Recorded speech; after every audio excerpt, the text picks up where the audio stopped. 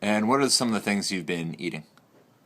A lot of ramen, a lot of rice and beans, PB&J, carrots, that sort of thing. And how is that different from your regular diet? Oh, well, the thing that immediately stands out is the lack of fresh fruits and vegetables, and also the lack of variety because, in my family, on a normal week, we have a big gorgeous salad at dinner every night and probably another side of roasted vegetables or something and, Brussels sprouts, asparagus, green beans, just things that on this diet I would never even think of buying because they're expensive. So, for example, in my ramen and tuna specials, I put ramen, a can of tuna, and, like a handful of frozen peas and a handful of frozen spinach. And then maybe I'll have one or two carrots with lunch. So, you go from having an incredible variety of fresh fruits and fresh, nutritious fruits and vegetables to, a handful of kind of soggy frozen lettuce. So that's a big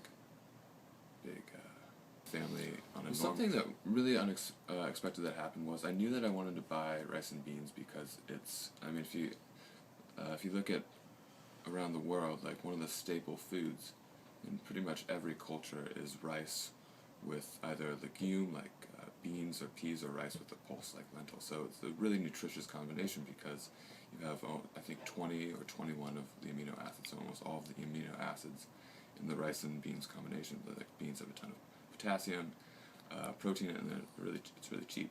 And so I bought like a 32-ounce bag of brown rice for about $2, and I bought a bag of unsoaked beans. It was like 16 ounces for, I don't know, maybe $1.69.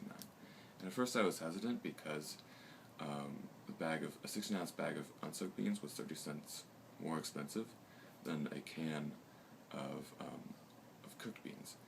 And obviously the can of cooked beans had a lot of sodium in it, so I thought, oh, why don't I go with the cooked beans because it'll be healthier even though I'm compromising a little bit on the price.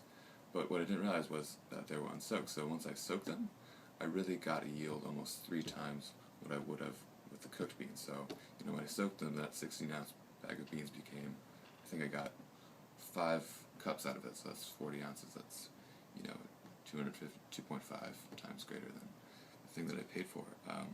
So now I'm just up to my ears in rice and beans, but that was a surprise, and that actually was really helpful because I can definitely get 5 or 6 more meals out of rice and beans.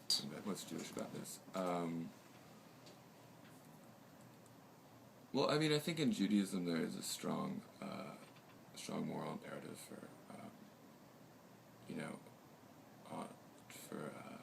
helping out the poor and meeting their dietary needs, like with gleaning. When I first heard about that idea of gleaning, is that you leave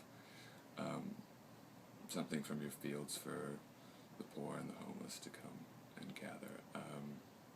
Just that message of sort of we're all responsible for the welfare of every person in the society.